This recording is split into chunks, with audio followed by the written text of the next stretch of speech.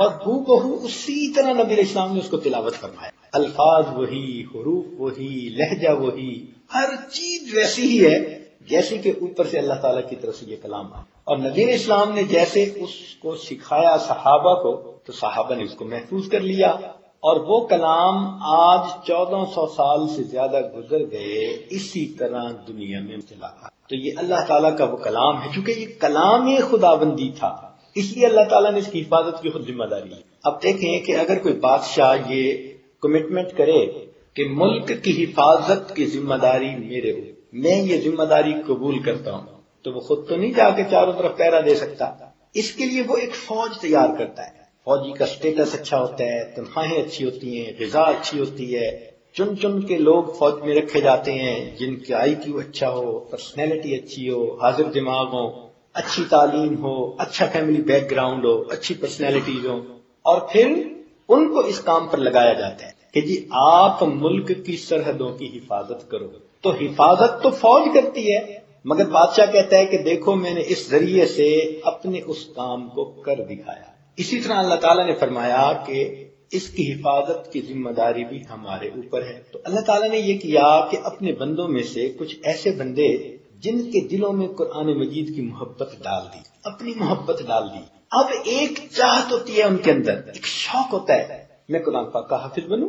کسی کا دل چاہتا ہے میں بیٹے کو حافظ بناؤں، کسی کا دل چاہتا ہے میں بیٹی کو حافظ بناؤں. یہ خواہش دل میں پیدا ہو جانا یہ اللہ تعالیٰ کی طرف سے ہے، یہ اللہ کا انعام ہے. چنانچہ کتنے لوگ ہیں جو اپنے بچوں کو حافظ بناتے ہیں، کتنے لوگ ہیں جو خود حافظ بنتے ہیں. پھر اللہ تعالیٰ ان کو فوٹوگرافک میموری بھی دے دیتے، چنانچہ وہ قرآن مجید کو یاد کر لیتے ہیں. یہ قرآن مجید کا یاد ہو جانا ایک معجزہ. جتنا قرآن مجید کا والیوم ہے اتنی اگر دنیا کی کسی زبان میں کوئی کتاب ہو تو اس کتاب کو کوئی بندہ یاد نہیں کر سکتا. بلکہ عام طور پر دیکھا گیا کہ آپ ایک دفعہ اگر کتاب کو پڑھیں تو انٹرسٹ رہے گا، دوسری دفعہ پڑھیں انٹرسٹ کم ہو جائے گا، تیسری دفعہ اور کم، 4-5 دفعہ کے بعد کتاب دیکھنے کو دل نہیں کرے. قرآن مجید کا معاملہ اور ہے، ایک دفعہ پڑھیں تو دل اور زیادہ متوجہ ہوتا ہے، دوسری دفعہ پڑھیں اور زیادہ.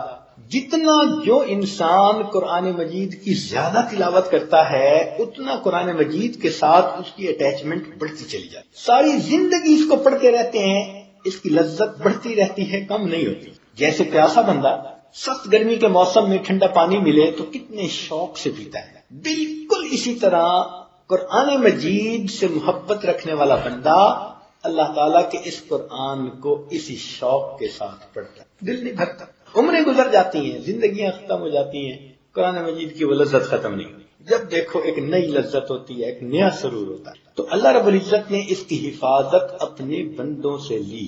اسی لیے یہ جو قرآن مجید کے حافظ ہوتے ہیں یہ اللہ تعالیٰ کے چنے ہوئے بندے ہوتے ہیں. جیسے فوجی سلیکٹڈ بندہ ہوتا ہے نا، یہ بھی اللہ تعالیٰ کے چنے ہوئے بندے ہوتے ہیں. یہ اللہ تعالیٰ کے چنیدہ بندے ہوتے ہیں، ان کو اللہ نے چن لیا ہے. اس لیے قیامت کے دن ان کے والدین کے سروں پہ نور کے تاج رکھے جائیں گے، اور ان حافظوں کو کہا جائے گا کہ کم از کم 10 بندوں کو جن پر جہنم واجب ہو چکی یہ شفاعت کریں اور ان کو اپنے ساتھ لے کر جنت میں جائیں. اب یہاں ایک نقطہ اور بھی سمجھنے والا ہے کہ کون سے 10 بندے. تو علماء نے ایک جو ہے نا بات کھولی کہ جب بھی کوئی بچہ حافظ بنتا ہے نا تو عام طور پر اس کے قریبی رشتہ داروں میں 2 طرح کے لوگ ہوتے ہیں. کچھ تو وہ ہوتے ہیں جو اس کے اس کام سے خوش نہیں ہوتے، وہ اس کو ڈسکریج کرتے ہیں، اسے ٹانٹ کرتے ہیں، کیا مولوی بن رہے ہو، تم مدرسے جا رہے ہو، کیا تم یہ کر رہے ہو. وہ بچے کو ڈسکریج کرتے رہتے ہیں. ماں باپ کو بھی کہتے ہیں اسے انجینئر بناتے، اسے ڈاکٹر بناتے، اسے پائلٹ بناتے، MBA پڑھاتے، یہ کرتے وہ کرتے، تم نے کدھر ڈال دیا.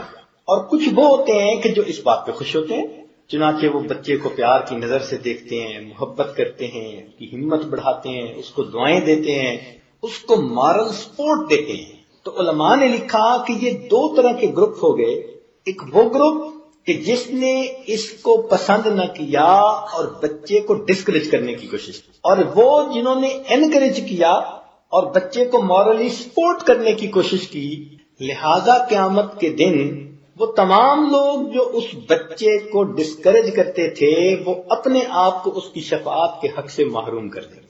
بچے کی شفاعت ان گناہگاروں کے بارے میں ہوگی جو بچے کو سپورٹ کرتے تھے، اس کے لیے دعائیں کرتے تھے، اس کو کہا کرتے تھے تم اچھا کام کر رہے ہو، ان میں سے اگر کوئی بندے جہنم میں ہوں گے یہ بچہ ان کی شفاعت کر کے ان کو جنت. اس لیے جب بھی کسی بچے کو دیکھیں کہ حافظ بن رہا ہے ہمیشہ اس کو سپورٹ کریں. ہمیشہ بھئی میں ایک کام نہیں کر سکا وہ کر رہا ہے تو میں کوئی خیر کا کلمہ تو کہہ سکتا ہوں. میں کم از کم یہ تو کہہ سکتا ہوں بچے آپ بہت اچھا کام کر رہے ہو, اللہ آپ کو خوش رکھے, اللہ تمہیں سلامت رکھے, اللہ تمہارے لیے آسان. 2 بول بولیں گے بچے کا دل خوش ہو جائے گا. تو ایک تو یہ اصول بنا لیں ہمیشہ جب بھی پتہ چلے کوئی بچہ حافظ بن رہا ہے, کوئی بچی حافظ بن رہی ہے, ہمیشہ اس کو مورلی سپورٹ کریں. کیا پتا ہمارا یہی عمل قیامت کے دن ہماری بخشش کا سبب بنتا ہے. یا وہ لوگ کہ جو حفظ کے مدارس ہوتے ہیں ان کو سپورٹ کر رہے ہوتے ہیں, کاروباری لوگ ہوتے ہیں, تاجر لوگ ہوتے ہیں, اللہ نے ان کو دیا ہوتا ہے اور وہ اپنے اس مال کے ذریعے ایسے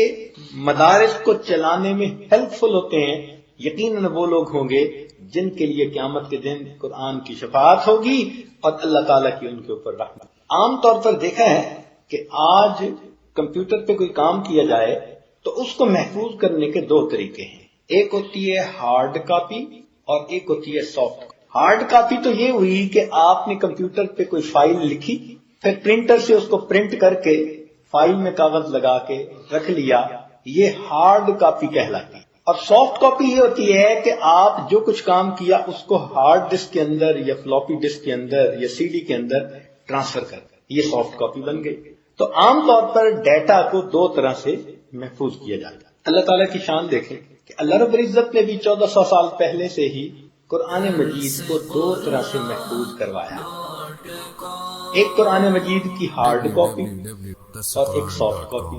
چنانچہ نبی علیہ السلام کا قلب مبارک وہ قرآن مجید کی سافٹ کاپی, اور امت میں صحابہ کرام نے جو قرآن مجید کو حفظ کیا, حافظوں کے دل, حافظات کے دل اللہ تعالیٰ کے قرآن کی سافٹ کاپیز ہیں. یہ ڈسکٹس ہیں, یہ سی ڈیز ہیں جن کے اوپر اللہ کا کلام محفوظ ہوتا ہے. یہ چلتے پھرتے ہیں, جہاں چاہتے ہیں کھڑے ہو کے پڑھنا شروع کر دیتے ہیں. ماشاءاللہ ڈیٹا ریٹریو ہو جاتا ہے جب چاہتے ہیں. اللہ کی یہ شان ہوتی ہے. چنانچہ نبی علیہ السلام قرآن مجید کے سب سے پہلے حافظ, پھر صحابہ نے بھی حفظ کیا. صحابہ کرام میں سے بہت سی تعداد ایسی تھی کہ جنہوں نے قرآن مجید کو مکمل حفظ کیا, اور کچھ حصہ تو سب صحابہ کو یاد تھا. اس لیے وہ رات کی تنہائیوں میں قرآن مجید کو پڑھا کرتے تھے, انہیں مزہ آتا تھا, لطف آتا تھا. وَإِذَا سَمِعُوا مَا أُنزِلَ إِلَى الرَّسُولِ تَرَىٰ أَعْيُنَهُمْ تَفِيضُ مِنَ الدَّمْعِ مِمَّا عَرَفُوا مِنْهُ. دیکھا قرآن سنتے تھے آنکھوں سے آنسو نکل آتے. یہ قرآن ان کے دلوں کو گدگدا دیتا تھا, ان کے دل کے تار چھیڑ دیتا تھا. ان کا دل چاہتا تھا کہ بس ہم قرآن مجید کو پڑھتے ہی رہیں. جیسے بچے کو فیڈر منہ سے نکالے نا تو اس کا کیا حال ہوتا ہے, روتا ہے, جھنجھلاتا ہے, کیوں فیڈر نکالا. ایسے ہی ان کا دل نہیں چاہتا تھا کہ کوئی ایسا موقع آئے کہ ہم قرآن پڑھنا روکیں, یعنی روک دیں یا چھوڑ دیں. چنانچہ تیر لگ رہے ہیں, سورہ کہف پڑھ رہے ہیں اور کہتے ہیں کہ اگر مجھے فضل منصبی میں کمی کا خوف نہ ہوتا میں تیروں پہ تیر تو کھاتا رہتا, سورہ کہف کو مکمل پڑھے بغیر سلام نہ پھیر. اتنا ان کو مزہ اور لطف آتا تھا. چنانچہ صحابہ کرام میں قرآن مجید کے حفاظ موجود. زید بن ثابت رضی اللہ تعالیٰ عنہ حافظ تھے, ابی بن کعب رضی اللہ تعالیٰ عنہ حافظ تھے. کیسے حافظ تھے, سبحان اللہ. ایک مرتبہ بیٹھے قرآن پڑھ رہے تھے, نبی علیہ السلام تشریف لائے تو یہ خاموش ہو گئے. تو نبی علیہ السلام نے فرمایا ابی ابن کعب قرآن پڑھو. اللہ کے محبوب صلی اللہ علیہ وسلم یہ قرآن مجید آپ پر اتارا گیا, میں آپ کے سامنے پڑھوں؟ تو نبی علیہ السلام نے فرمایا ہاں پڑھو. تو ان کو فیل ہوا کہ جیسے اللہ تعالیٰ کی طرف سے کوئی نبی علیہ السلام کو اشارہ ہوا ہے. تو جیسے انہیں یہ محسوس ہوا نا تو انہوں نے آگے سے پوچھا کہ اے اللہ کے نبی اللہ سمانی, کیا اللہ تعالیٰ نے میرا نام لے کر کہا ہے؟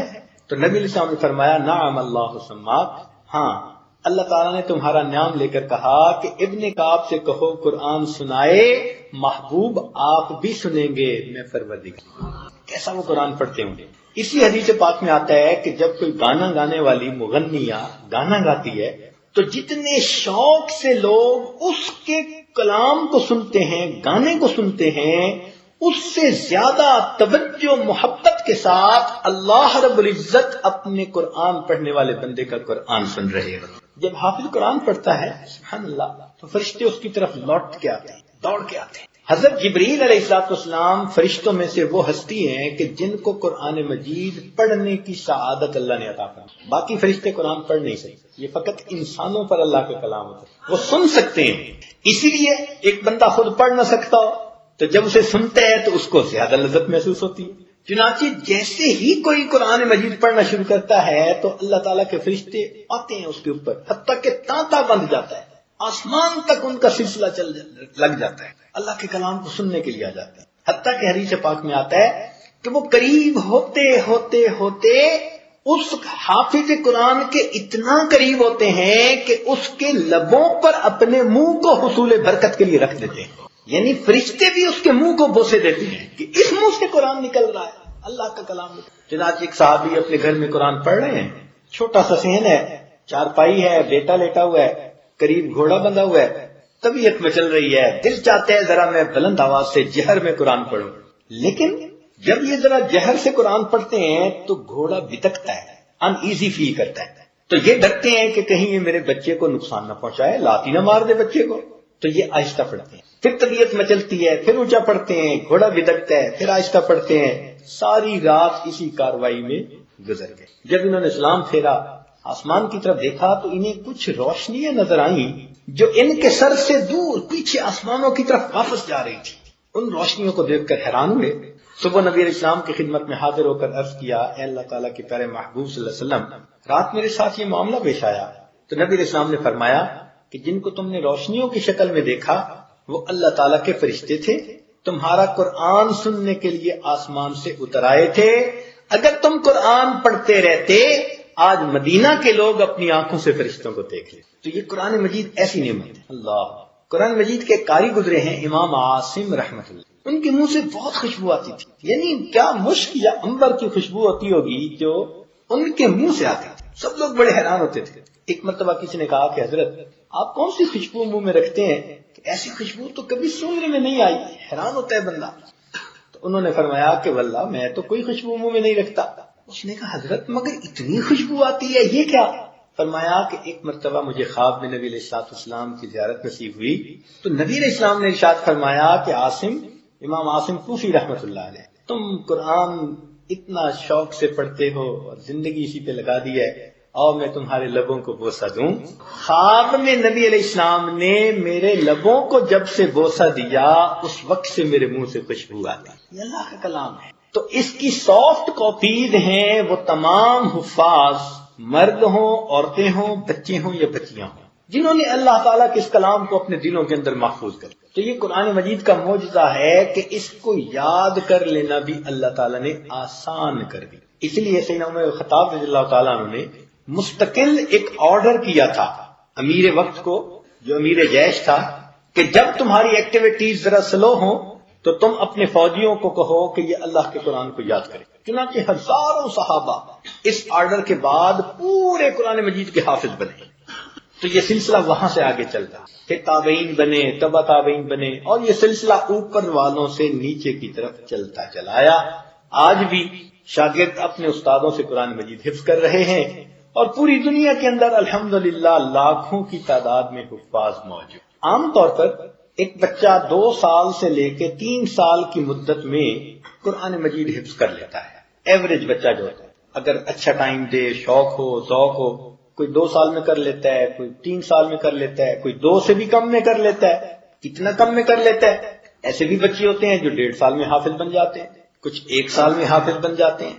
وہ بھی بچے ہوتے ہیں جو 1 سال سے بھی کم میں حافظ بن جاتے ہیں. چنانچہ ایک مرتبہ ہمارے بچیوں کے جامعہ میں ایک لڑکی آئی داخلہ لینے کے لیے، اور وہ ڈبل ایم اے تھی، ایم اے جغرافی اور ایم اے کیلیگرافی ڈبل ایم اے کیا ہوا تھا. کہنے لگی جی حافظہ بننا ہے. تو جو منتظمہ تھیں انہوں نے ان کو کہا کہ حفظ کی تو چھوٹی عمر میں بچیاں ہوتی ہیں، آپ اکیلی بڑی عمر کی بچی عجیب فیل کرو گی، تو بہتر یہ ہے کہ آپ بخاری شریف پڑھنے والی جو عالمات فاضلات کی کلاس ہے اس میں داخلہ لے لیں. وہ کہنے لگی جی کہ میں بعد میں داخلہ لے لوں گی، میرے دل میں شوق بہت ہے، میں پہلے حافظہ بننا چاہتی ہوں. اس کے شوق کو دیکھ کے انہوں نے داخلہ دے دیا. 7 مہینے کے بعد مجھے اطلاع ملی جی کہ ایک بچی آئی تھی، ڈبل ایم اے تھی، اور آج 7 مہینے گزرے اور اس نے قرآن مجید کو مکمل حفظ کر لیا. اللہ کی شان. 7 مہینے سے بھی کم میں واقعات موجود ہیں. بعضوں نے 4 مہینے میں کر لیا، بعضوں نے 3 مہینے میں بھی کر لیا. حضرت مولانا قاسم نانوتوی رحمۃ اللہ علیہ ایک مرتبہ حج پر تشریف لے گئے آپ کے ساتھ بہت علماء تھے، طلباء تھے، لیکن اللہ کی شان کہ ان میں سے پورا حافظ قرآن کوئی نہیں تھا۔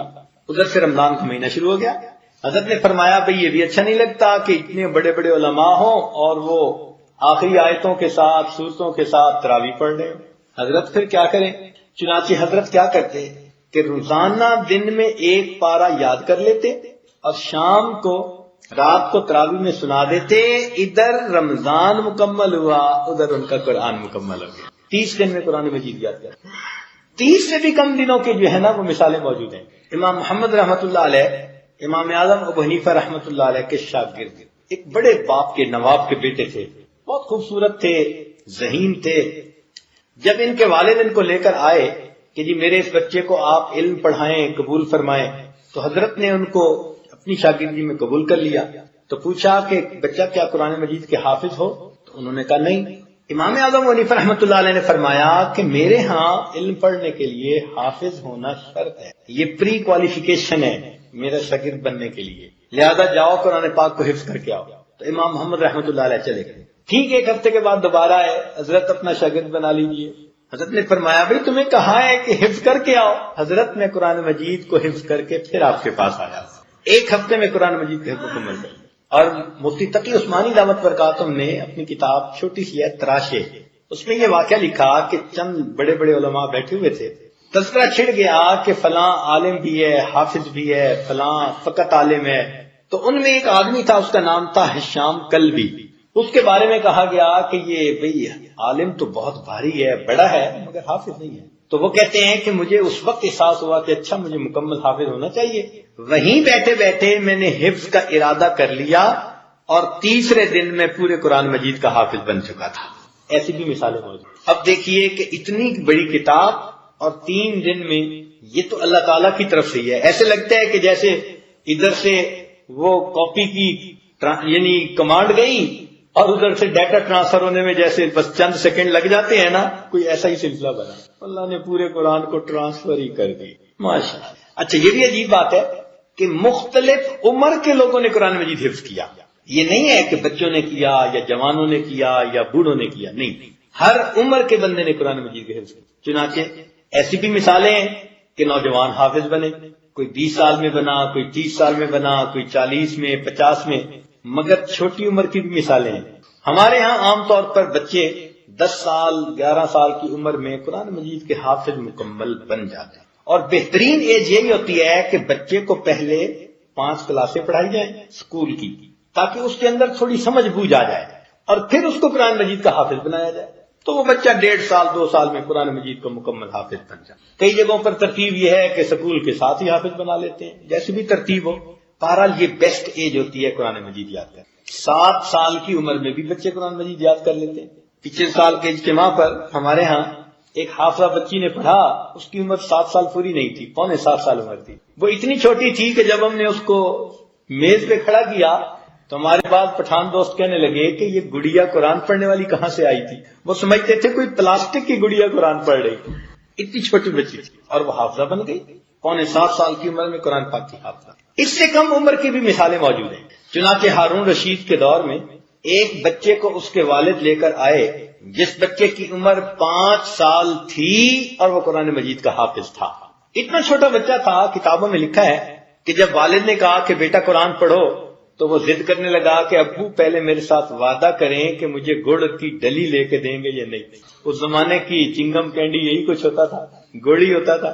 اس نے کہا کہ ابو وعدہ کریں، تو ابو نے وعدہ کیا، ہاں بیٹے میں تمہیں گڑ لے کے دوں گا۔ تو اس کے وقت اس نے پڑھنا شروع کیا۔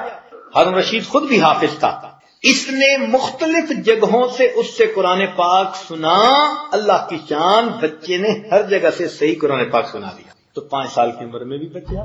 بڑی عمر کو دیکھیں تو ماشاءاللہ پکی عمر میں بھی لوگ حافظ بنے، کوئی 50 کا بنا، کوئی 60 میں بنا۔ ہمارے اپنے تعلق والے ایک صاحب ہیں، انہوں نے ایک مرتبہ قرآن مجید جب مکمل کیا تو مجھے حکم دیا جی کہ آپ نے دستار بندی کے لیے آنا ہے۔ حاضر ہو گیا۔ اللہ کی شان کہ جب ان کی دستار بنانے کا وقت آیا تو میں نے ان کی طرف دیکھا، ان کے سر کے بال بھی سفید تھے، داڑھی کے بھی سفید تھے، مونچھوں کے بال بھی سفید تھے، یہ بھووں کے بال بھی سفید تھے، اور پلکوں کے بال اور یہ جو کلائیوں پہ بازو پہ ہوتے ہیں یہ بال بھی سفید تھے۔ مجھے ان کے پورے جسم پہ کوئی کالا بال نظر نہ آیا، شاید 90 کے قریب ان کی عمر تھی، اس عمر میں اللہ نے ان کو قرآن کا حافظ بنا دیا۔ تو 5 سال کی مثالیں بھی موجود اور 90 سال کی مثالیں، اللہ۔ اور یہ کام جیسے مردوں نے کیا ایسے عورتوں نے بھی کیا۔ اللہ کی وہ نیک بندیاں جن کے دل میں اللہ تعالیٰ نے اپنی محبت کو بھرا، وہ بھی قرآن پاک کا حافظہ بنی۔ چنانچہ امت میں سیدہ عائشہ صدیقہ رضی اللہ تعالیٰ عنہا، سیدہ حفصہ رضی اللہ تعالیٰ عنہا، یہ قرآن مجید کی پہلی مکمل حافظہ تھی، ام المومنین میں سے، امہات المومنین میں سے۔ پھر اس کے بعد اور صحابیات بھی بنتی چلی گئی، اور یہ سلسلہ مستورات میں بھی چلا۔ الحمدللہ اس وقت بھی بنات کے مدارس ہیں جہاں بچیاں اللہ کے قرآن کی حافظات بن رہی ہیں۔ ہمارا مشاہدہ اور تجربہ یہ ہے کہ ایک بھائی اور ایک بہن ایک ہی وقت میں اگر قرآن پاک حفظ کرنا شروع کرے نا تو بہن پہلے کر لیتی ہے بھائی کے نسبت۔ اس کی وجہ یہ ہے کہ بچیوں کے اندر کنسنٹریشن زیادہ ہوتی ہے اور بچوں کے اندر فرسٹریشن زیادہ ہوتی ہے، یہ اپنا وقت ضائع کرتے ہیں، وہ اپنا وقت نہیں ضائع کرتی۔ اسی لیے ایک ہی وقت میں اگر شروع کریں تو عام طور پر حفظ میں بچیاں بچوں سے زیادہ آگے نکل جاتی۔ چنانچہ اس امت میں جیسے قراء گزرے اسی طرح قاریات بھی گزری۔ ابن سیرین رحمۃ اللہ علیہ ایک بڑے بزرگ گزرے ہیں جن کو اللہ تعالی نے خواب کی تعبیر کا علم دیا تھا، محمد ابن سیرین رحمۃ اللہ علیہ۔ ان کی کتاب تعبیر اور رویا اس نام سے بہت معروف ہے۔ ان کی ایک بہن تھی حفصہ بنت سیرین، یہ تابعین میں سے تھے۔ تو حفصہ بنت سیرین قرآن پاک کی حافظہ بھی تھی، قاریہ بھی تھی، اور قرآن پاک کی انہوں نے 35 سال خدمت کی۔ وہ کیسے کہ اپنے گھر میں انہوں نے ایک چھوٹی سی مسجد بنائی تھی جس کو مسجد بیت کہتے ہیں، گھر کی مسجد۔ وہ اعتکاف کی نیت سے 35 سال وہاں رہی، فقط ضرورت کے لیے مسجد سے باہر آتی تھی ورنہ وہی رہتی تھی۔ بچے بچیوں کو، عورتوں کو اللہ کا قرآن سکھاتی تھیں، جب فارغ ہوتی تھی تو اپنا وقت اللہ کی عبادت میں گزار دیا۔ 35 سال انہوں نے وہاں گزارے۔ چنانچہ ایاس بن معاویہ رحمۃ اللہ علیہ سے کسی نے پوچھا کہ تابعین میں تمہاری نظر میں سب سے افضل کون ہے؟ انہوں نے کہا کہ میری نظر میں حفصہ بنت سیرین۔ تو پوچھنے والے نے کہا کہ کیا حسن بصری سے بھی انہوں کو فضیلت دے رہے ہو؟ وہ کہنے لگے کہ میں اگر مجھ سے پوچھا جائے تو میں حفصہ میں وہ خوبیاں دیکھتا ہوں کہ میں ان کو حسن بصری پر بھی فضیلت دینے کے لیے تیار ہوں۔ اس سے اندازہ لگا لیجئے کہ وہ کس درجے کی حافظہ کاریہ اور نیک خاتون ہوں۔ کئی مرتبہ ابن سیرین رحمۃ اللہ علیہ قرآن مجید پڑھتے ہوئے کسی لفظ کی ادائیگی میں تھوڑا متردد ہوتے تو بچے کو بھیجتے تھے کہ جاؤ اور میری بہن حفصہ سے پوچھ کے آؤ کہ یہ لفظ کیسے پڑھنا ہے، جیسے وہ پڑھتی تھی اسی طرح محمد ابن سیرین رحمۃ اللہ علیہ پڑھا کرتے تھے۔ ایسے بھی اللہ کی بندیاں گزری۔ ان کے بارے میں آتا ہے کہ وہ رات ہوتی تھی تو عشاء کے بعد 2 رکعت کی نیت باندھتی تھی اور پوری رات اللہ کا قرآن پڑھنے میں گزارتی۔ ان کی ایک باندھی تھی خادمہ، وہ عقل کی پوری تھی۔ ایک دن ہمسائے کے گھر گئی تو ہمسایوں نے کہا کہ بتاؤ تمہاری مالکہ کا کیا حال ہے؟ تو وہ بیچاری اب بات تو پوری سمجھتی نہیں تھی، کہنے لگی ٹھیک ہے، ان کا سناؤ کیسے اس کے دن رات گزرتے ہیں؟ کہنے لگی پتہ نہیں، 20 سال مجھے ان کی خدمت کرتے ہو گئے ہیں، روز دیکھتی ہوں عشاء کا وقت ہوتا ہے بس وہ 2 رکعت نیت باندھ لیتی ہیں اور رونا شروع کر دیتی ہیں۔ مجھے اس بات کی سمجھ نہیں آئی کہ ان سے کون سا ایسا گناہ سرزد ہوا کہ 20 سال رونے کے بعد بھی ابھی معاف نہیں ہوا۔ تو ایسے بھی اللہ کی نیک بندیاں تھیں کہ 20 سال ان کے راتیں اللہ تعالیٰ کے قرآن کی تلاوت میں گزر گئی۔ تو جیسے مردوں نے قرآن مجید کو حفظ کیا اسی طرح عورتوں نے بھی حفظ کیا۔ تو یہ قرآن مجید کی سافٹ کاپی۔ اچھا، ایکوریسی ایسی ہوتی ہے بعض لوگوں کے اندر کہ واقعی قرآن مجید کو انہوں نے صحیح معنوں میں ضبط کیا ہوتا ہے، صحیح معنوں میں۔ چنانچہ ہم ایک مرتبہ مری گئے رمضان مبارک میں، تو وہاں پر ایک جگہ ایک قرأت کانفرنس ہوتی ہے، تو وہاں میں بتایا گیا کہ یہاں ایسا مصلی ہے 36 سال سے وہاں تراویح پڑھائی جا رہی ہیں، 36 سال میں ایک مرتبہ بھی امام کو وہاں لقمہ دینے کی ضرورت پیش نہیں آئی۔ حافظ ہی ایسے کھڑے کیے جاتے ہیں کہ جن حفاظ کو پیچھے سے لقمہ دینے کی ضرورت ہی نہیں ہوتی۔ ماشاءاللہ، ایسا قرآن مجید یاد ہوتا ہے، اللہ کی شان۔ چنانچہ حضرت قاری فتح محمد رحمۃ اللہ علیہ ایک مرتبہ تشریف فرما تھے، ایک شاگرد آیا تو انہوں نے پوچھا بھائی سناؤ تمہیں قرآن مجید صحیح یاد ہے یا نہیں؟ وہ کہنے لگا حضرت یاد تو بہت صحیح ہے، جہاں وقفہ ہے نا کہیں وہاں آخری لفظ میں مجھے کہیں متشابہ لگ جاتا ہے، بما تعملون خبیرہ یا بصیرہ، یہاں کے تعملون یا ملون۔ آخری لفظ کے اوپر نہ مجھے متشابہ لگ جاتا.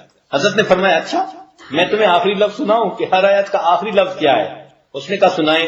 تو حضرت نے فقط آخری لفظ پڑھنا شروع کر دیا.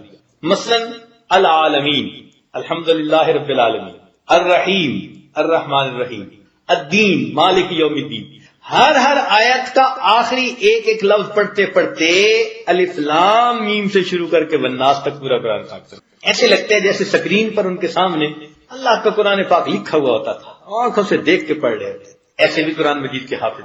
اللہ. چنانچہ ہمارے ایک تعلق والے دوست ہیں، عالم ہیں، ان کی والدہ ہمارے ساتھ حج پہ تھیں.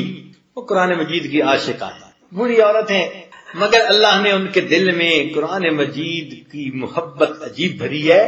اتنی پکی حافظہ ہیں کہ ان کو حیرانی ہوتی ہے کہ لوگ قرآن مجید بھولتے کیسے ہیں. وہ اس پہ ہی ایک مرتبہ حیران ہو رہی تھی، کہنے لگی اچھا قرآن مجید بھولتے ہیں.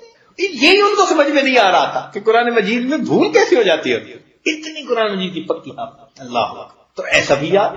ہمیں ایک مرتبہ ایک صاحب سے ملنے کا موقع ہوا، ایک تقریب تھی نکاح کی، اس میں اکٹھے ہوئے. تو کسی نے کہا جی کہ یہ قاری صاحب ہیں، قرآن مجید کے کمپیوٹر ہیں. مجھے عجیب سی بات لگی. میں نے کہا پتہ نہیں لوگوں کے دماغوں کو کیا ہو گیا، ہر بات میں کمپیوٹر کا لفظ ضرور گھسا دیتے ہیں. یہ نہیں کہہ سکتے تھے یہ حافظ ہیں، قاری ہیں، کافی ہے یہ جی قرآن مجید کے کمپیوٹر ہیں. خیر جب محفل ختم ہوئی تو ان کے قریب کوئی 15-20 حفاظ جو تھے نا محفل کے، وہ اکٹھے ہو گئے. ہمارا بھی پہلا موقع تھا ان کے ساتھ، چنانچہ ہم بھی قریب آ گئے اور واقعی محسوس یہ کیا کہ وہ قرآن مجید کے کمپیوٹر ہی تھے. وہ کیسے؟ حفاظ جب عام طور پر ایک دوسرے سے کوئی پوچھنا ہوتا ہے نا تو یہ پوچھتے ہیں اچھا بھائی فکیفہ، اس لفظ سے تم آیت آگے پڑھو. اب فکیفہ تو کتنی جگہوں پر آ گیا، فتکون پڑھو آگے بھائی، تو پھر آیت آگے پڑھنی ہوتی ہے. اس طرح یہ ایک دوسرے کا ٹیسٹ لیتے ہیں. تو یہ تو آسان ٹیسٹ ہے، اکثر لوگ لے لیتے ہیں فتکون سے مختلف آیتیں پڑھ دیتے ہیں آگے. مگر وہاں تو معاملہ اور تھا. ایک صاحب نے پوچھا جی کہ فتکون کا لفظ کہاں ہے؟ انہوں نے آیت نہیں پڑھی، فتکون کا لفظ سنتے ہی کہنے لگے فلاں پارے فلاں سورت کی فلاں نمبر آیت کے اندر ہے، پھر فلاں پارا فلاں سورت کی فلاں آیت کے اندر ہے. وہ آیتوں کے نمبر بتا رہے تھے. اچھا چند 2-3 قرآن پاک لوگوں کے پاس تھے بھی صحیح، وہ اس کو دیکھ بھی رہے تھے اور واقعی جو آیت کا نمبر وہ بتا رہے تھے اسی آیت میں وہ لفظ موجود ہوتا تھا. میں نے کہا یا اللہ قرآن مجید کے حافظ تو بڑے دیکھے تھے، ایسا بندہ تو نہیں دیکھا کہ جس کو آیتوں کے نمبر تک بھی یاد تھے. اللہ. تو پڑھنے والے عاشقوں نے قرآن مجید کو پھر ایسے پڑھا اور ایسے یاد کیا. اچھا جس طرح قرآن مجید کو اس طرح محفوظ کیا گیا بغیر غلطی کے پڑھنے والے، اسی طرح کثرت سے تلاوت کرنے والے بھی بہت تھے. چنانچہ عثمان غنی لانو قرآن مجید بہت کثرت کے ساتھ پڑھا کرتے تھے، حتیٰ کہ ان کی شہادت بھی قرآن مجید کی تلاوت کرتے ہوئے ہوئی. سیدنا صدیق لانو بہت کثرت سے قرآن مجید پڑھتے تھے اور یہ سلسلہ بعد میں بھی چلتا تھا. امام اعظم ابو حنیفہ رحمۃ اللہ علیہ رمضان المبارک میں ایک پارہ دن میں پڑھتے، ایک پارہ رات میں پڑھتے، تو 30 ضرب 2 60 اور 3 پارے تراویح میں پڑھتے. ہر رمضان المبارک میں 63 مرتبہ قرآن مجید مکمل پڑھا کرتے تھے. اتنا کثرت سے پڑھنے والے. تو پڑھنے والوں نے اس کو پڑھا بھی خوب ہے. یہ عشاق کا قافلہ ہے. اصل میں یہ جو حفاظ ہے نا یہ عشاق کی ایک جماعت ہے، اللہ تعالیٰ کی عاشق، اللہ کے قرآن کی عاشق. یہ عشاق کا ایک ٹولہ ہے، اس میں عجیب و غریب قرآن کے عاشق ہیں. چنانچہ یہی لاہور کی بات ہے، ایک عالم تھے، انہوں نے ناشتے پہ بلایا، کہنے لگے حضرت میرے والد قرآن مجید کے عاشق تھے. ہم نے کہا بھائی میں ان کو کچھ واقعہ سناؤ.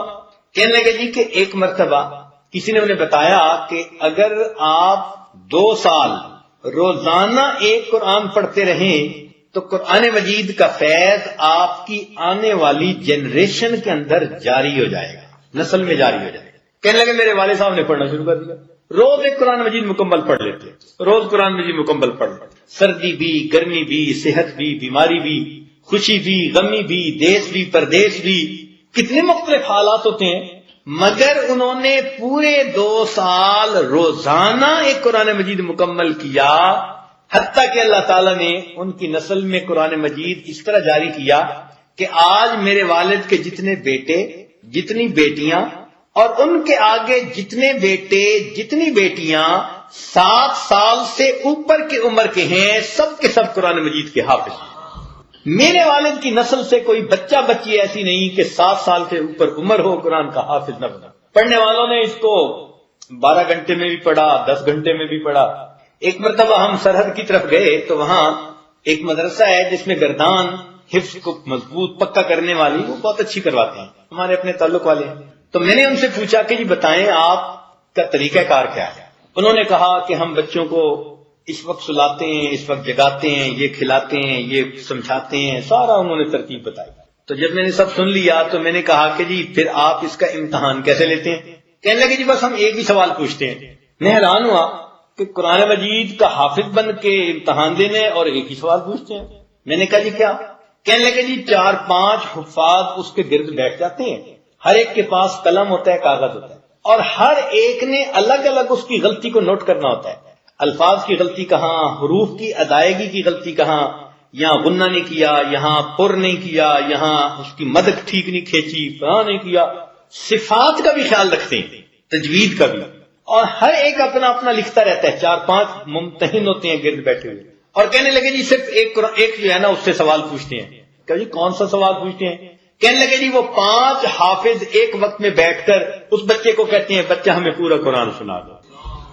بس ایک سوال کہتے ہیں بچہ ہمیں پورا قرآن سنا دو. اس بچے کو الف لام میم سے لے کر والناس تک پورا قرآن 5 استادوں کے سامنے پڑھنا ہوتا ہے. میں نے کہا اچھا ایسا مشکل؟ انہوں نے ایک بچے کو پیش کیا. وہ بچہ یہ ماشاءاللہ حافظ محمد دین صاحب کی عمر کا بچہ تھا، اسی قد و قامت کا. کہنے لگے جی یہ بچے نے 2 دن پہلے امتحان دیا. جب ہم نے اسے کہا کہ بچہ ہمیں قرآن سنا دو تو اس نے الحمدللہ سے پڑھنا شروع کیا، اور ایسے اس نے پڑھا کہ جیسے پانی پہ کوئی چیز تیرتی جاتی ہے. سناتے ہوئے نہ کہیں اٹکا، نہ بھولا، نہ کہیں متشابہ لگا، نہ کہیں لوٹایا، اور اس نے اس طرح الحمد سے والناس تک پورا قرآن پاک سنا دیا. تو 8 گھنٹے کے اندر آج ایک بچہ اللہ کے قرآن کو بیٹھ کر سنا دے. تو جس طرح مردوں نے اس کو اپنے سینوں میں محفوظ کیا، عورتوں نے بھی اس کو اپنے سینوں میں محفوظ کیا. یہ کون تھے؟ یہ قرآن مجید کی سافٹ کاپیز تھی، اب بھی دنیا میں موجود ہیں.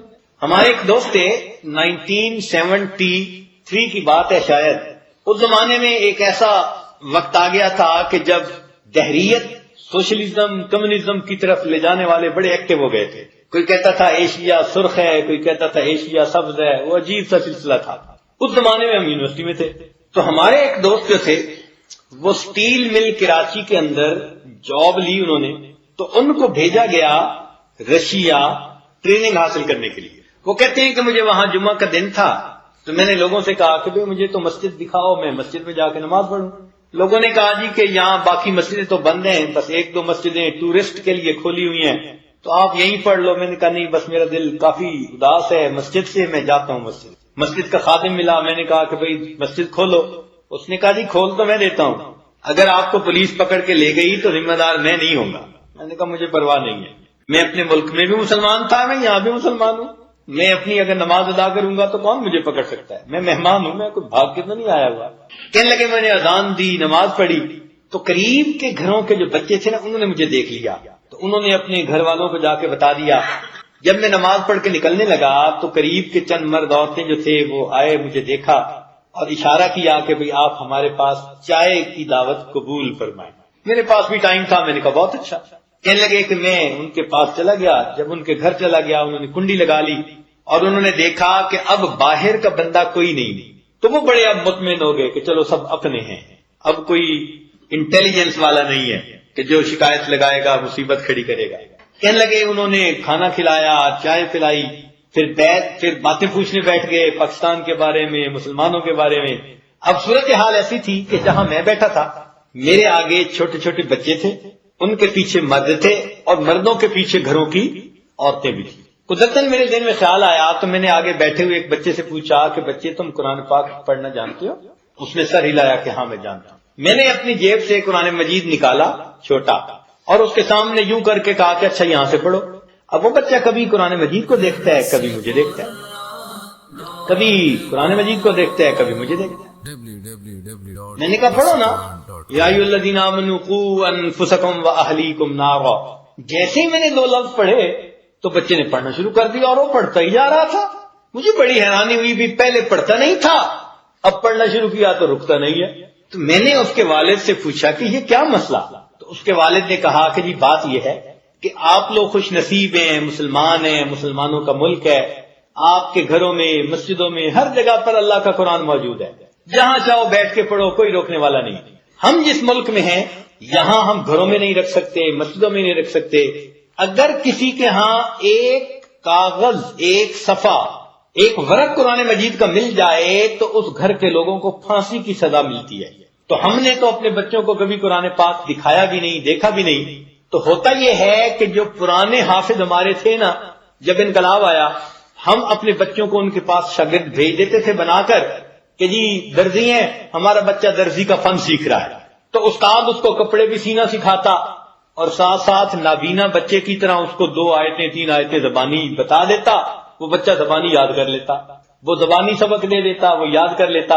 چنانچہ زبانی سن کے یاد کرتے کرتے ایسا وقت آ جاتا کہ بچہ قرآن پاک کا حافظ تو بن جاتا، اس کو قرآن پاک ناظرہ پڑھنا نہیں آتا تھا، اس لیے کہ دیکھا جو کبھی نہیں تھا.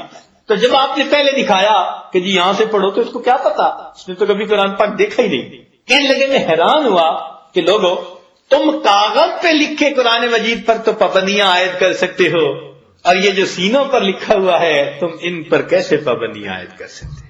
تو یہ قرآن مجید کی سافٹ کاپیز ہیں، اس لیے حافظ کا ہمیشہ احترام کرنا چاہیے، حافظ کو محبت کی نظر سے دیکھنا چاہیے، احترام کرنا چاہیے. وہ اللہ رب العزت کے کلام کو سینے میں لے کے پھر رہا ہوتا ہے، اور حافظ کو بھی اپنے اس کلام کا عزت اکرام کرنا چاہیے، قدر کرنی چاہیے. یہ تو تھی قرآن مجید کی سافٹ کاپیز. ان کو آج مدارس کے اندر بنایا جاتا ہے. یہ کاپی سینٹر ہوتے ہیں نا، فوٹو کاپی سینٹر. تو یہ جو مدارس ہیں نا، ان کا ٹیکنیکل نام ہے قرآن کاپی سینٹر، کہ ایک بندے کو اللہ نے قرآن کا حافظ بنایا ہوتا ہے اور وہ استاد بیٹھ کے ماشاءاللہ دوسرے بچوں کے ذہن میں، دلوں میں اس کو کاپی کر دیتا ہے. ماشاءاللہ خوش نصیب ہیں وہ لوگ کہ جن کے گھروں میں کوئی بچہ، کوئی بچی قرآن مجید کا حافظ بنا ہوا ہے. تمنا تو ہر بندے کو رکھنی چاہیے. اس امت میں قرآن مجید کو ایک اور انداز سے بھی محفوظ کیا گیا جس کو کہتے ہیں ہارڈ کاپی. چنانچہ نبی علیہ السلام پر جب وحی اترتی تھی تو آپ صحابہ کرام میں سے کوئی 15-16 کے قریب حضرات تھے، وقتاً فوقتاً کبھی کوئی ہوتا کبھی کوئی ہوتا، جو لکھنا جانتے تھے. آپ ان کو بلاتے اور ان کو یہ آیتیں لکھوا بھی دیتے تھے. تو اس کو کبھی چمڑے کے اوپر، کبھی کسی لکڑی کے تختے کے اوپر، کبھی کپڑے کے اوپر، ایسی چیزوں کے اوپر، اس کو پارچات کے اوپر اس کو لکھ لیا جاتا تھا. یہ حضرات کاتبین وحی کہلاتے ہیں، وحی کو لکھنے والے. چنانچہ جب بھی وحی اترتی اس کو باقاعدہ لکھوا دیا جاتا تھا. جب نبی علیہ السلام اس دنیا سے تشریف لے گئے تو عمر لانو نبی صدیق اکبر لانو کے پاس آئے، کہا کہ اے امیر المومنین، وہ جتنے پارچات لوگوں کے پاس موجود ہیں آپ بہتر ہے کہ ان کو سینٹرلی ایک جگہ پر اکٹھا کر کے اپنے کنٹرول میں لیں، اس سے پہلے کہ کوئی ضائع ہو جائے، مسپلیس ہو جائے. چنانچہ لمبی سٹوری ہے مگر قصہ مختصر یہ کہ انہوں نے زید بن ثابت رضی اللہ عنہ ایک صحابی تھے، ان کے ساتھ کچھ اور صحابہ کی جماعت بنا دی جو سارے حفاظ تھے، اور ان کا ذمہ لگایا کہ جی آپ مختلف جگہوں پر جو یہ پارچات ہیں ان کو ایک جگہ پر اکٹھا کریں. چنانچہ انہوں نے ان تمام چیزوں کو ایک جگہ پر یکجا کر دیا. اس لیے صدیق اکبر اللہ عنہ جامع القرآن بنے. کیا بنے؟ قرآن مجید کو یکجا کرنے والے، جمع کر دینے والے، یہ بن گئے. پھر اس کے بعد سیدنا عثمان رضی اللہ عنہ کے زمانے میں ایک وقت آیا کہ جب اسلام خوب چاروں طرف پھیلا، 44,000 مربع میل تک پھیلا ہوا تھا، تو انہوں نے کیا کیا کہ اس وقت چمڑے کے اوپر کھدائی کر کے اس کو لکھوایا اور اس کی 7 کاپیاں بنوائیں، جلدیں بنوائیں، اور 7 مختلف ملکوں میں، علاقوں میں اس کو بھیجا کہ بھئی یہ اللہ تعالیٰ کا قرآن ہم نے یکجا کر دیا ہے، اب اس کو تم ریفرنس کاپی سمجھ کے اس کے مطابق تم آگے چلاتے رہو. چنانچہ یہ کاپیز پوری دنیا میں پھیلی. آج بھی دنیا کے عجائب گھر میں یہ کاپیاں موجود ہیں. چنانچہ عثمان رضی اللہ عنہ کے پاس اپنا جو صحیفہ تھا وہ آج کل تاشقند کی ایک مسجد ہے، اس کو کہتے ہیں تلہ شیخ کی مسجد، وہ اس میں ابھی بھی موجود ہے. اللہ اکبر. یہ جو کتابت کا سلسلہ تھا نا، یہ بھی پھر چل پڑا، اور پھر لوگوں نے اپنے لیے قرآن مجید لکھنے شروع کر دیے.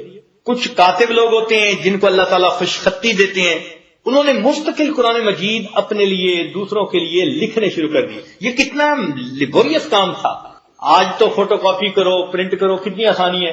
اس وقت گھر کے اندر قرآن پاک رکھنے کے لیے پورے قرآن مجید کو لکھوایا جاتا. یہ کام بنین کی نسبت بنات نے زیادہ کیا، مردوں کی نسبت عورتوں نے زیادہ کیا، بچوں کی نسبت بچیوں نے زیادہ کیا. چنانچہ کیا ہوا کہ ہر بچی جب پڑھ کے عالمہ بن جاتی، دین پڑھ لیتی، اور ابھی اس کی شادی میں کچھ وقت ہوتا تو وہ کیا کام کرتی کہ روزانہ گھر کے کام سے فارغ ہو کے وضو کر کے بیٹھ جاتی اور اپنے لیے قرآن مجید کا ایک نسخہ تیار کرتی، خوبصورت لکھ کے، بہت خوبصورت، محبت سے ایک ایک صفحہ لکھتے لکھتے جب پورا قرآن پاک وہ تیار کر لیتی تو اس کے والدین اس کی سنہری جلد بنوا دیتے. جب اس بچی کی شادی ہوتی تو جہیز میں اس کو قرآن پاک ساتھ دیا جاتا تھا. اس دور میں ہر بچی اپنے لیے قرآن مجید لکھتی تھی، چنانچہ بچیوں کے ذریعے ہر گھر میں قرآن پہنچنا شروع ہو گیا اور یوں امت میں پھیلتا چلا گیا. لکھنے والوں نے قرآن مجید بھی خوب لکھا. اللہ تعالیٰ کی شان دیکھیں، موٹا بھی لکھا، باریک بھی لکھا. یہ بھی عجیب بات. چنانچہ ہم نے سمرقند کی ایک لائبریری میں قرآن مجید کو لوہے کی پلیٹوں پر لکھا ہوا دیکھا. پلیٹیں تھیں جیسے 4 فٹ بائی 8 فٹ کی پلیٹ ہوتی ہے نا، پوری لوہے کی شیٹ بیڈ سائز کی، اتنی بڑی تھی اور ڈھیر لگا ہوا تھا چھت تک.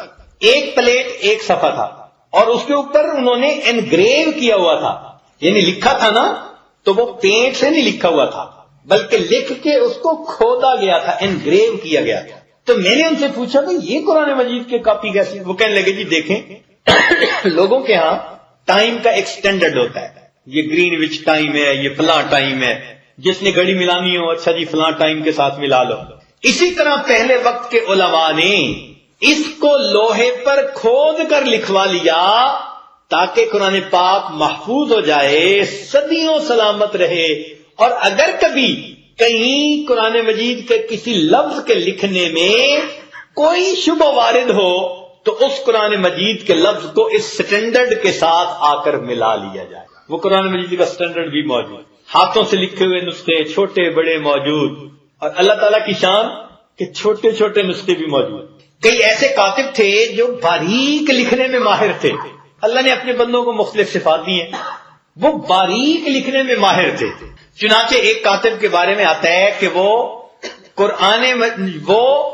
چاول کے ایک دانے پر، یعنی ایک چاول کے اوپر قل هو اللہ کی پوری سورت کو لکھ لیا کرتے تھے. ایک چاول کے اوپر کتنا باریک لکھتے ہوں گے بھائی، اتنا باریک نویس کہ ایک چاول پر پوری سورت قل هو اللہ احد کو لکھ لیا کرتے. ایسے بھی تھے.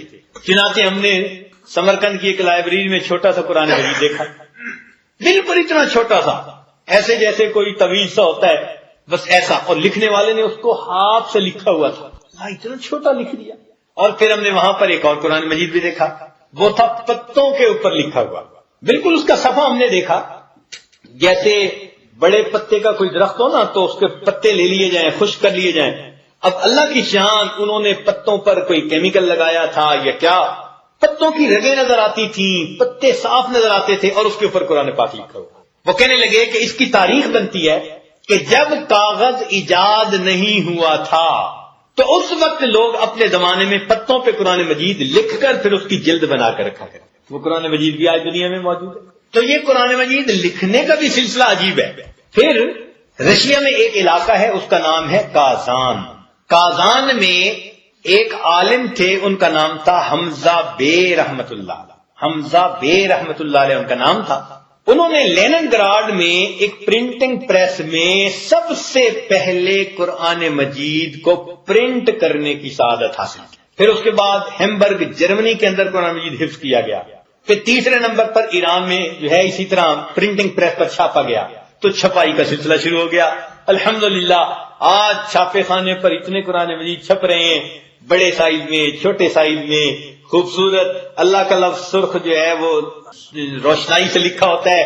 آپ جیسے خوبصورت قرآن پاک چاہیں الحمدللہ آج بنے ہوئے دنیا کے اندر موجود. ایک مرتبہ میوخ یونیورسٹی تھی جرمنی کی.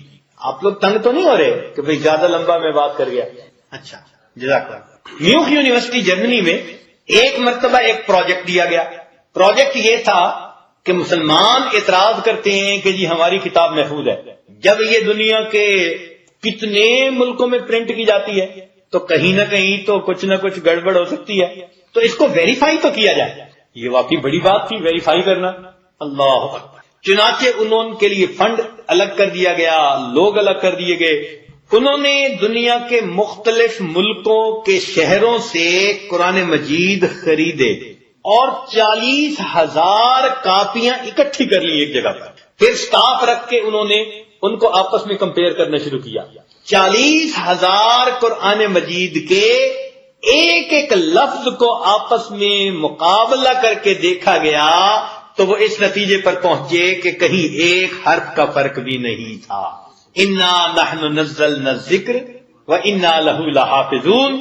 اس نصیحت نامے کو ہم نے ہی نازل کیا اور اس کی حفاظت کے بھی ہم ہی ذمہ دار ہیں. چنانچہ ایک آدمی مسلمان ہوا. پوچھا بھئی کیسے ہو گئے؟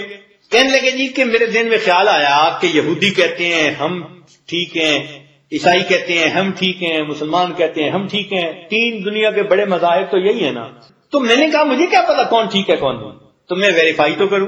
تو کہتا ہے کہ میں نے انجیل لی اور اس کو کاتب کے ذریعے سے میں نے لکھوایا اور اس کو کہا یار کہیں کہیں اس میں نا تھوڑا اپنی مرضی سے اونچ نیچ کر لینا اور یاد رکھنا کہ کہاں تم نے اس میں گڑبڑ کی تھی. چنانچہ میں نے ایک کتاب لکھوائی اور میں ایک عیسائی پادری کے پاس لے کر گیا اور میں نے کہا جی میرے پاس یہ لکھی ہوئی کتاب ہے اور میں آپ کو تحفہ دینے آیا ہوں. تو جب میں نے اس کو تحفہ دیا وہ بڑا خوش ہوا. 1 سال میں نے انتظار کیا، 1 سال میں وہ میرے پاس نہ آیا کہ اس میں کوئی کمی کوتاہی ہے. تو میں سمجھ گیا کہ اس کتاب کی حفاظت بالکل نہیں، اگر ہوتی تو اس کو اس میں غلطی کا پتہ چل جاتا. تو میں نے کہا یہ غیر محفوظ کتاب ہے. پھر میں نے تورات لی، اس کو بھی میں نے لکھوایا اور اس میں بھی اسی طرح گڑبڑ کروائی اور ایک ربائی کو جا کر میں نے ہدیہ دیا. 1 سال ویٹ کیا، 1 سال تک وہ بھی اس کو ہر ہفتے کے دن پڑھ پڑھ کے سناتا تھا سینیگاگ میں اور اس کو بھی کہیں پتہ نہ چلا کہ اس میں کوئی ایڈیشن یعنی یا سبٹریکشن تھی یا نہیں تھی. میں نے سمجھ لیا کہ یہ کتاب بھی غیر محفوظ. پھر میں نے قرآن پاک لیا اور اس کی کاپی بنوائی اور کاتب سے کہا کہ اس میں بھی بھائی کہیں کہیں تم اپنا کرتب دکھا دینا. کاتب بھی تو کرتب دکھاتے ہیں نا.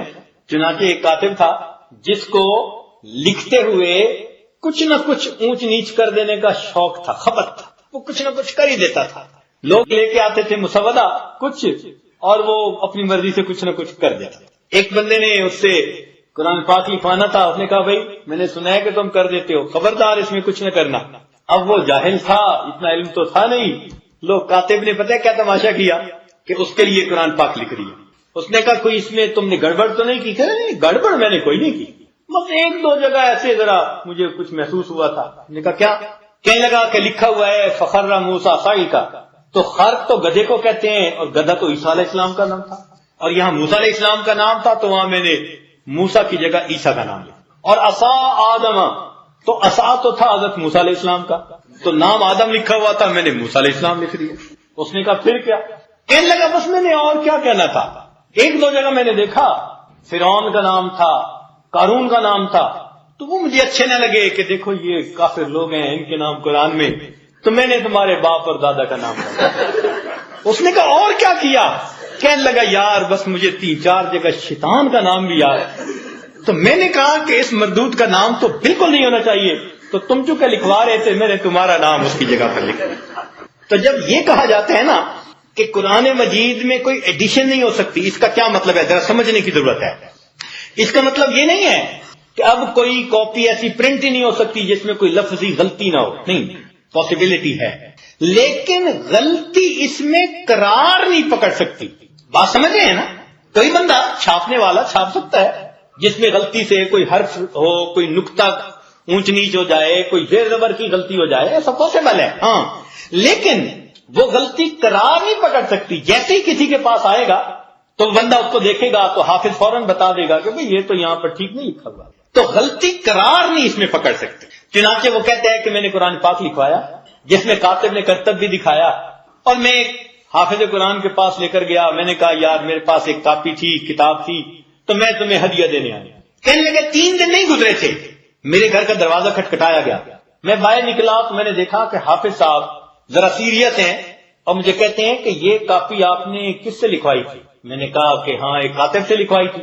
اس نے کہا اس نے سوتے ہوئے لکھی تھی یا جاگتے ہوئے لکھی تھی؟ میں نے کہا یار جاگتے ہوئے ہی لکھی ہوگی۔ کہنے لگا کیوں؟ اس میں اس نے کتنی غلطیاں کی؟ کہنے لگا اس نے پہلے صفحے سے اس کو کھولنا شروع کیا، ہر جگہ پر جہاں اس نے اونچ نیچ کی تھی نا، سب جگہوں پر نشان لگا کر پورے قرآن پاک کی جو اس میں غلطیاں کی گئی تھی سب کو الگ کر دیا۔ میں سمجھ گیا کہ واقعی دنیا کی یہ وہ کتاب ہے کہ جس کے اندر کسی اور چیز کی ملاوٹ کرنا ممکن نہیں ہے، لہذا کلمہ پڑھ کے میں مسلمان ہوں۔ انا نحن نزلنا الذکر وانا لہ لحافظون، بے شک اس قرآن مجید کو ہم نے ہی نازل کیا اور اس کی حفاظت کے بھی ہم ہی ذمہ دار ہیں۔ اب آپ کو ایک بات سنائیں اور پھر جان بخشی کریں۔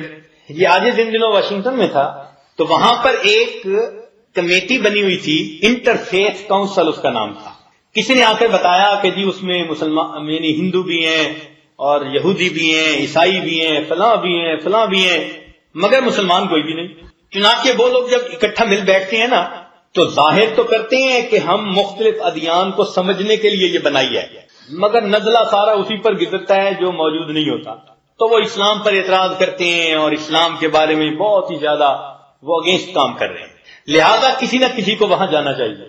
اب وہ علاقے کے علماء نے مشورہ کیا کہ بھئی وہاں جانے کے لیے تو ایسا بندہ ہو کہ جس کو اگر کچھ دین کا علم ہے تو ساتھ اس کو موجودہ علوم بھی حاصل ہوں تاکہ ان سے بات بھی کر سکے، انگریزی میں بات کر سکے، سائنٹیفک بیک گراؤنڈ ہو، وہ سائنٹیفک کوسچن کوئی کریں تو ان کو ڈیل کر سکے۔ اللہ تعالیٰ کی شان کہ انہوں نے اس عاجز کو اس کام کے لیے متعین کر انکار تو کیا، لیکن جب انہوں نے کہا کہ بھئی ہم سب علماء مل کے کہہ رہے ہیں کہ آپ جائیں، اس عاجز نے ہمت کر لی، لو جی ہم نے بھی وہاں جانا شروع کر دیا۔ پہلی بات تو یہ کہ جب وہاں جاتا تھا یہی امامہ اور یہی جبہ یہی عصا بالکل اسی حالت میں، جب پہلے دن جا کر ان کو بتایا جی کہ اس طرح میں مسلمان ہوں اور ہم آئے ہیں کہ بھئی اگر آپ کو کبھی اس کے بارے میں کوئی کوسچن پوچھنا ہو تو مجھے پتا ہوگا تو میں جواب دے دوں گا، اور اگر مجھے نہ پتا ہوا تو میں اپنے بڑوں سے پوچھ کے آپ کو جواب دے دوں گا، مقصد تو آپ کو سیٹسفائی کرنا ہے۔ تو وہ تھوڑا محتاط ہو گئے، چنانچہ اگلی لسٹ میں انہوں نے اسلام کا نام سب سے پہلے لکھنا شروع کر دیا۔ اب یہ ایک روٹین بن گئی، جاتے رہتے۔ میں نے دیکھا کہ جو یہودی تھا نا رے بھائی، بڑے غور سے دیکھتا تھا مجھے آتے جاتے، شاید دل میں سوچتا ہوں، یہ میرا گمان ہے کہ بھئی عصا حضرت موسیٰ علیہ السلام کی سنت تھی اور آج ہمیں اس بندے کے ہاتھ میں وہ سنت نظر آ رہی ہے تو اس کے دل پہ اثر ہوتا۔ اور ایک دن اس کی تصدیق ہو گئی کہ جب میں آیا بیٹھا نا اس کے پاس آ کر کرسی پہ تو کہنے لگا کہ you always come with a different respective look, یہ اس کے الفاظ تھے، you always come with a different respective look. تو اس کا مطلب یہ ہوا کہ سنت نے اس کے دل کے اوپر بھی ایک روب قائم کر دیا، اللہ کی شان۔ لبھی ایک دن کی بات ہے جو متعلقہ بات ہے اس ٹاپک سے کہ سیکٹری نے کہا جی کہ اچھا نیکسٹ میٹنگ کب ہو اور کیا ایجنڈا ہو، تو میں نے انہیں کہا کہ جی نیکسٹ میٹنگ کا ایجنڈا یہ ہونا چاہیے کہ ہر دین والا اپنے ہاں جو اللہ کا کلام تھا اس کو اگلی میٹنگ میں پڑھے اور تھوڑا سمجھائے تاکہ ہمیں سب آسمانی کتابوں کو سننے سمجھنے کا موقع ملا۔ تو ورڈ آف گاڈ کو پڑھے اور ہمیں بتائے۔ وہ تو جی تھوڑی سی بات کرنے کی ضرورت تھی، وہ سیکٹری کو تو فوراً بہت خوش ہو گیا، کہنے لگا یس اگلی میٹنگ کا ایجنڈا یہی ہے، ہر دین والا اپنی جو کتاب ہے ورڈ آف گاڈ ہے اس کو پڑھے گا اور اس کے بارے میں ذرا سمجھائے گا۔ اگلی میٹنگ میں گئے تو سیکٹری نے سب سے پہلے نام ہی میرا لیا کہ جی چونکہ انہوں نے یہ سجیشن دی تھی لہذا میں کہوں گا کہ یہی سٹارٹ کرے۔ لو جی ہم نے قرآن مجید میں سورہ فاتحہ کی تلاوت کی اور اس کے بارے میں کچھ سمری ان کو بتا دی۔ کیوں سورہ فاتحہ تلاوت کی؟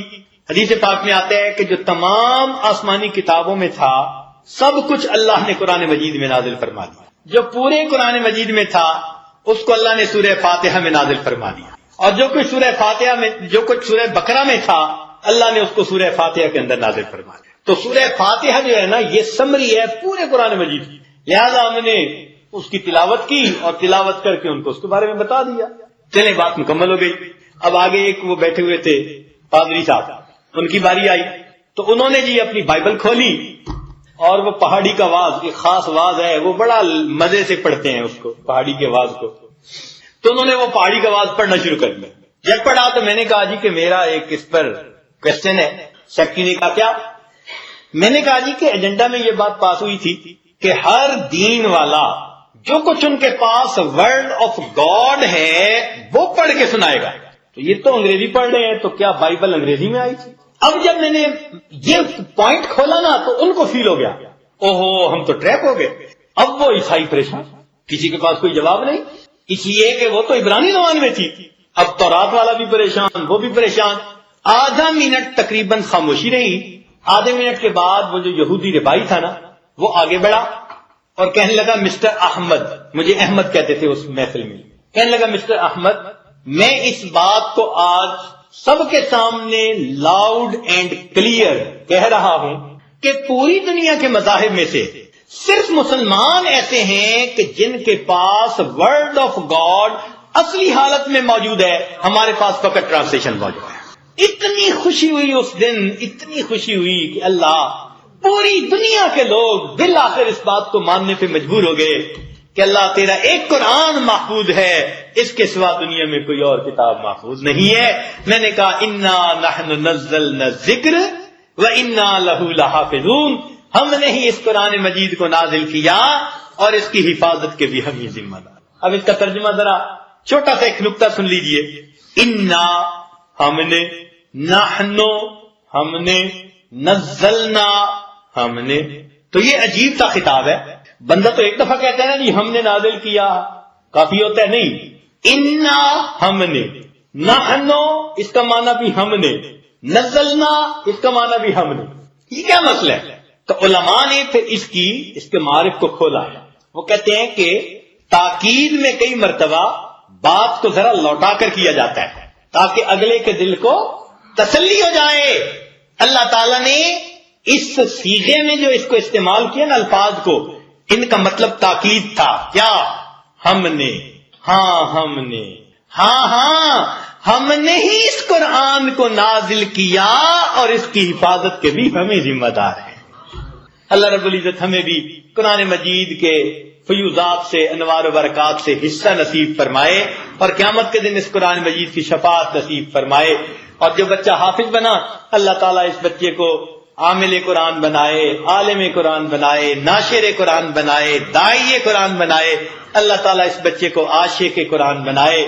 اس کے ماں باپ، بہن بھائی، عزیز اقارب جتنے بھی ہیں، اللہ تعالیٰ ان سب کو اس بچے کی خوشیاں نصیب فرمائے. اور جو بچے حفظ کر رہے ہیں یا جن کے بچے حفظ کر رہے ہیں، اللہ تعالیٰ ان سب کے لیے قرآن مجید کا حفظ کرنا آسان فرمائے. اور آج کی تقریب میں جتنی خدمت کی جماعت نے کام کیا، دوست احباب نے کام کیا، اللہ سب کی محنت کو قبول فرما کر سب کو اپنے مقبول بندوں میں شامل فرمائے. وآخر دعوانا